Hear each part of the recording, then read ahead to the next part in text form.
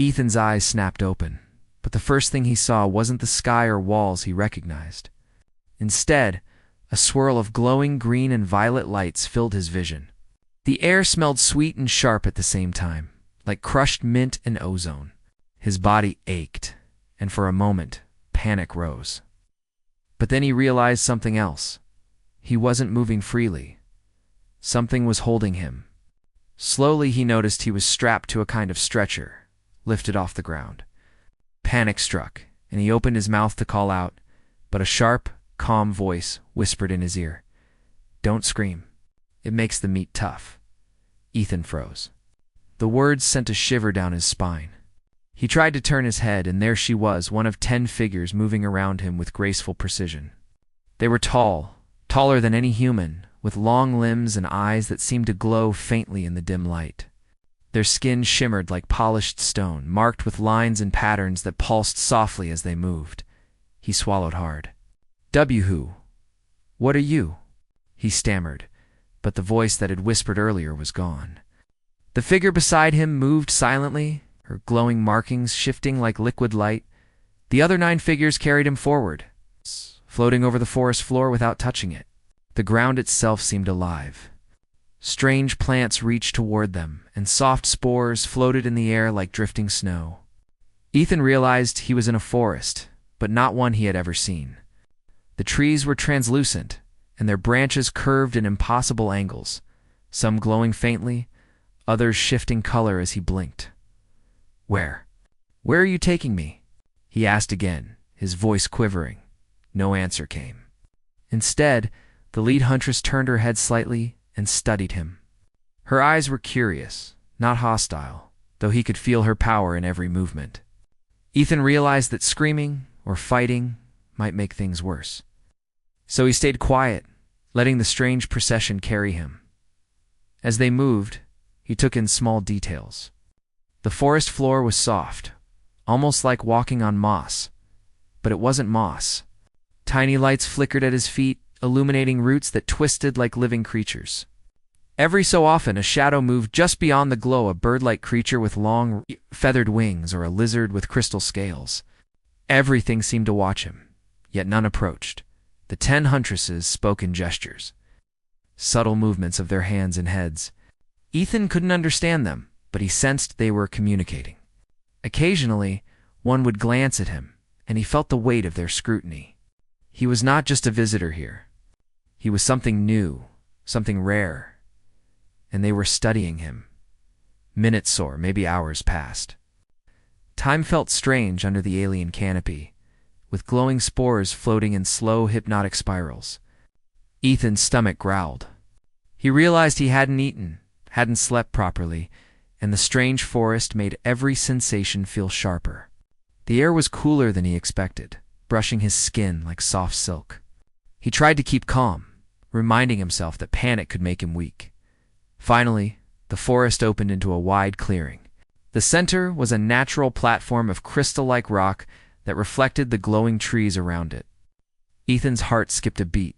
The huntresses set him down gently on the platform, and for the first time, he could see them fully. Their bodies were muscular but elegant, built for speed and strength. Their eyes shifted in colors from amber to green depending on the light, and their hair moved as if caught in an invisible breeze. Ethan struggled to stand, but one huntress placed a hand on his shoulder. Her touch was surprisingly warm. She didn't push him down. She merely prevented him from rushing forward. Instead of speaking, she tilted her head slightly, watching him with an unreadable expression. Then another huntress stepped forward, carrying a small, glowing orb. She held it near Ethan's face, and it pulsed with soft light. Images flickered inside the orbitions of humans and aliens, forests and deserts, battles and celebrations. Ethan realized it was showing him their world, their history, and perhaps even their judgment of him. One of the huntresses whispered again, just as softly as before, "Do you understand the trials?" Ethan shook his head. Trials. The huntress did not answer with words. Instead, she gestured to the edges of the clearing. Paths led into dense trees, across crystal streams, and up steep cliffs. It dawned on Ethan that these paths were obstacles he might have to face. The huntresses weren't just showing him their world, they were preparing him for something. Fear bubbled inside him. I don't know if I can. The huntress beside him placed a hand lightly on his chest, and Ethan felt a calmness spread through him. Her gesture was firm, but not cruel. It was as if she was saying, "You will need courage, but panic will fail you." Then, in unison, the 10 huntresses stepped back and watched him. Their silence was heavy, like the calm before a storm. Ethan took a deep breath, his mind racing.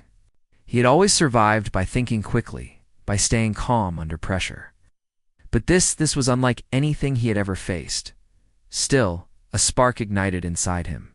If these alien huntresses valued strength and intelligence, maybe he could survive.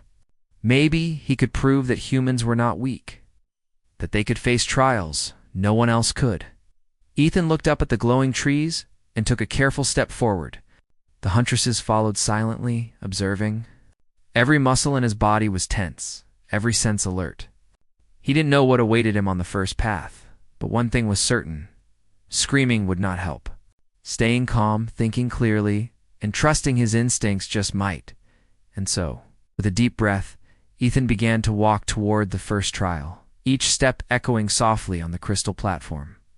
The huntress's eyes never left him, and the forest seemed to hold its breath, watching the human who had awakened in their world, ready or not to face whatever came next. Ethan's first step onto the path felt strange. The ground beneath him shimmered like liquid glass, reflecting the glowing canopy above. He took another step, then another, feeling the tension in every muscle. The huntresses had not moved with him. They watched silently from the edge of the clearing, their glowing eyes tracking his every move. The path ahead twisted sharply, leading into a dense section of forest. The trees here were taller, more tightly packed, and their roots curled up from the ground like giant snakes. Strange sounds echoed through the air whistles, clicks, and soft growls that made Ethan's stomach tighten. He remembered the whisper, "Don't scream. It makes the meat tough." He forced himself to breathe slowly. Panic would do him no good. He looked around for clues. The forest floor had faint markings lines that glowed faintly when he stepped near them. It seemed like a natural guide. Trust the path, he told himself. Trust his instincts. Suddenly, the ground beneath him shifted. A root twisted upward like a spring, sending him stumbling forward. He caught himself just in time, gripping a glowing tree trunk. The root retracted, leaving a faint sparkle in its place. Ethan realized the forest itself was testing him, reacting to his movements, probing his balance and alertness. He continued carefully, stepping over roots and under low-hanging branches. Then he saw a small stream ahead, the water sparkling like liquid crystal.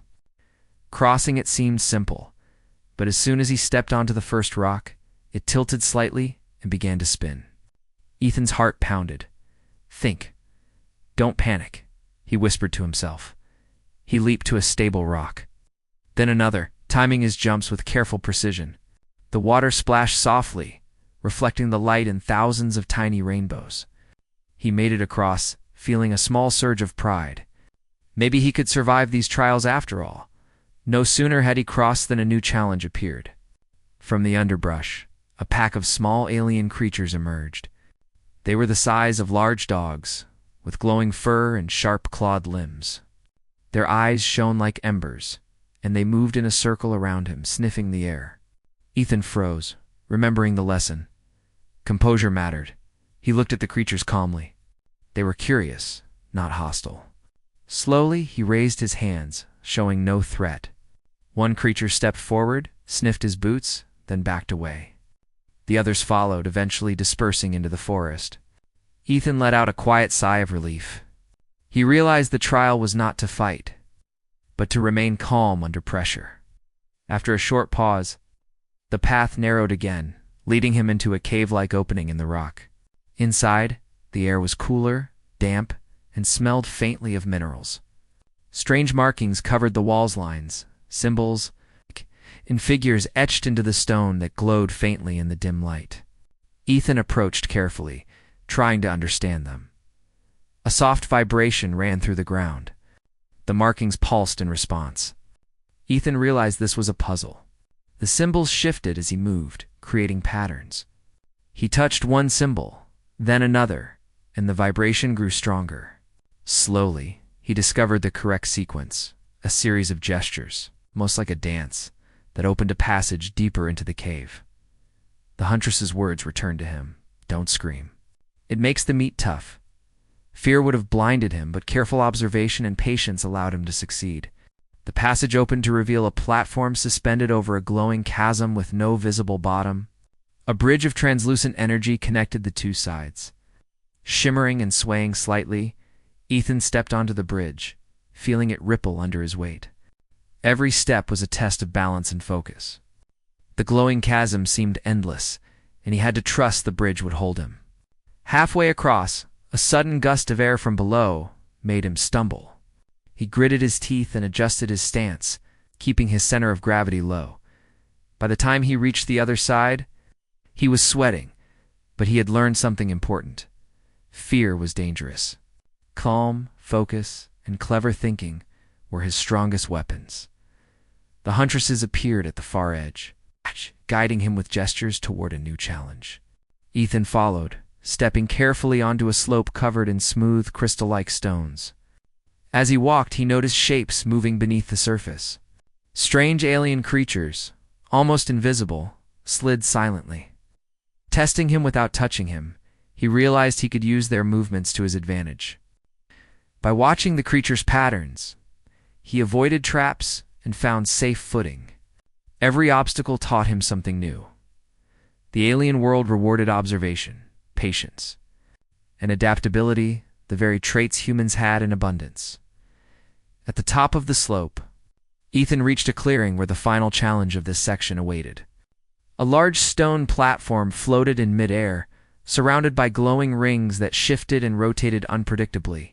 The platform itself was alive, moving slightly with a rhythm that felt almost musical. Ethan studied the rings. Timing was critical. One misstep could send him tumbling into the glowing abyss below. He waited, watching the rhythm, then leaped onto the first ring, landing softly. The next required a longer jump. His muscles burned, but he focused. Each step was calculated. Each jump timed perfectly. Finally, he reached the center platform. A small pedestal stood there, holding a glowing orb, similar to the one he had seen earlier. He picked it up, feeling warmth and energy coursing through his fingers. The orb pulsed once, then twice, and the floating platform stabilized. Lowering him gently to the ground, the huntresses surrounded him again, their eyes reflecting pride, or at least something close to it. One of them touched the orb lightly and gestured to Ethan. He understood. He had completed the first set of trials. Ethan's legs shook, but he felt a sense of accomplishment he had never known. He had faced fear, adapted to the alien environment, and survived challenges that seemed impossible. The huntress's quiet observation had turned into subtle acknowledgement. He had earned their respect, not as a human to be feared, but as a human to be tested and understood. The lead huntress stepped forward, her eyes meeting his. For the first time she spoke clearly, though her voice was soft and melodic. "You endure well, human. Many would fail here. Few would even understand the trials. You show the strength of your kind." Ethan nodded, still catching his breath. I just tried to stay calm." She inclined her head. "Composure is strength. It is more valuable than brute power. You may yet prove to be worthy of the huntress's trust." He realized then that survival here was not about fighting or fleeing. It was about observation, intelligence, and courage, the qualities humans possessed in abundance. In this alien world, those traits mattered more than anything else. The huntresses turned, signaling him to follow deeper into the forest. Ethan hesitated, then stepped forward again. He had survived the first trials, but he knew that this was only the beginning. Whatever lay ahead would test him further, but he felt ready. Humans had always thrived where others struggled, and now in this alien world he would do the same. With a final glance at the glowing clearing behind him, Ethan took a deep breath and moved forward. The huntresses followed silently, their presence a constant reminder. He was being tested, observed, and perhaps respected. Ethan followed the huntresses deeper into the forest, his mind racing. Every step felt heavier now, not from fatigue, but from the anticipation of what was to come. The first trials had tested his balance, his calm, and his intelligence. But he sensed that the most important challenges were still ahead. The path narrowed and climbed steeply into a cliffside where the air was colder and thinner.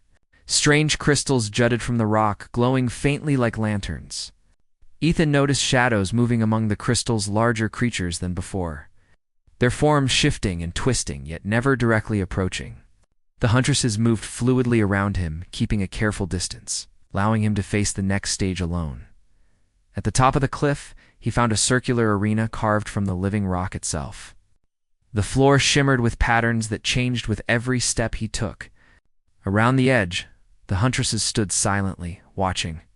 In the center of the arena was a pedestal holding a glowing orb, similar to the ones from before, but larger, more intense. Ethan approached it cautiously. The moment he touched the orb, the arena transformed. The floor shifted, rising and falling like waves, creating a moving maze. Alien symbols glowed across the walls, projecting light that danced like fire. Ethan realized this was a final test, a trial of not just skill, but endurance, intelligence, and courage combined. A voice, soft but commanding, echoed in the arena, "Show us what your kind can do. Only those who think beyond fear may succeed." Ethan took a deep breath.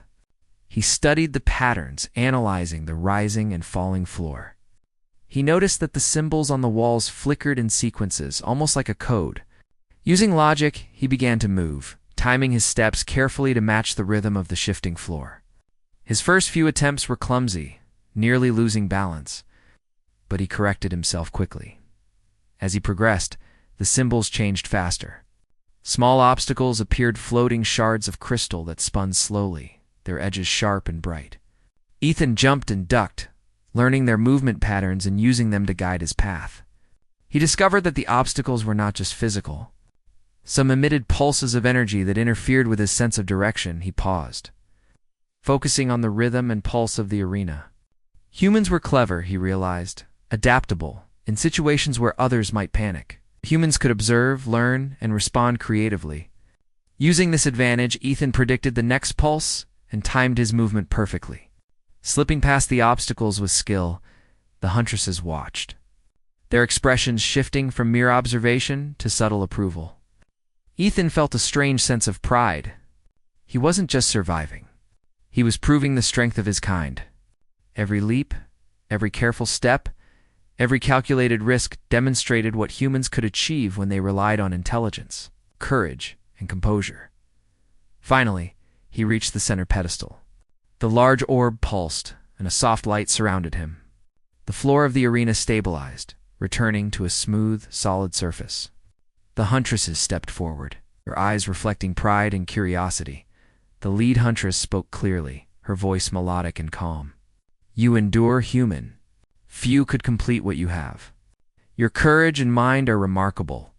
Ethan nodded, exhausted but elated. I just did what I had to do." She inclined her head. "It is not mere survival. It is your choice to observe, to think, and to control fear. That is why humans are rare in our world. You show qualities that even we admire." Another huntress stepped closer, extending a hand. She held a small crystal shard that resonated with energy from the orb. "You have earned trust, not only as a survivor, but as one who can walk among us and learn our ways." Ethan hesitated. "Walk among you?" The huntress nodded. "Many outsiders fail because they cannot understand our world. You have potential. You have shown what humans can do: adapt, think, survive." For the first time since waking in this alien forest, Ethan felt a real sense of accomplishment. The fear and uncertainty that had gripped him were gone, replaced by pride and curiosity.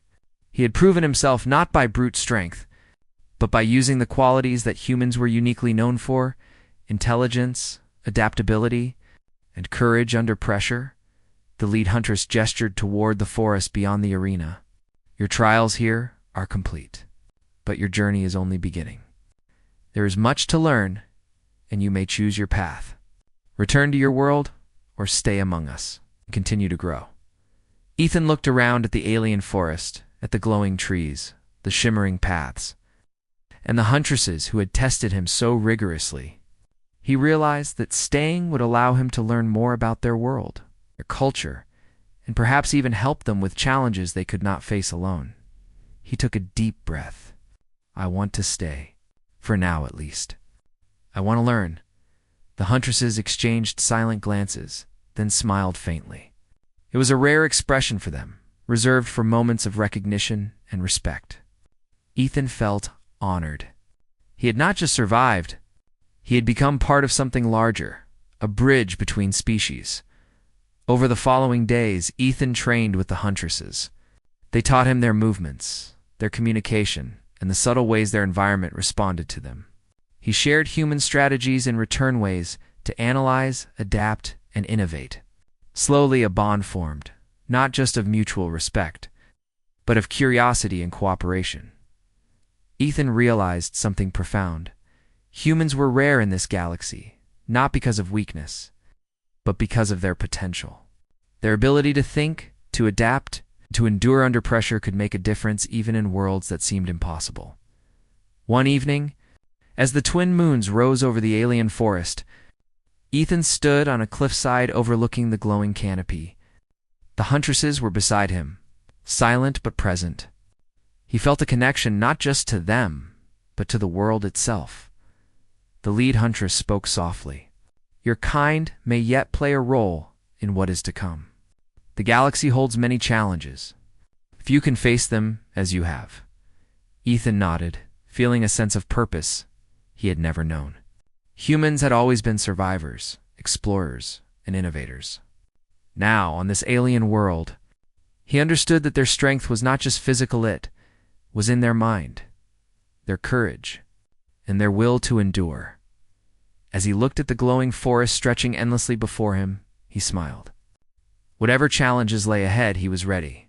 Humans were capable of great things, and in this strange, beautiful world, he would prove it once more. The huntresses watched him, their expressions proud.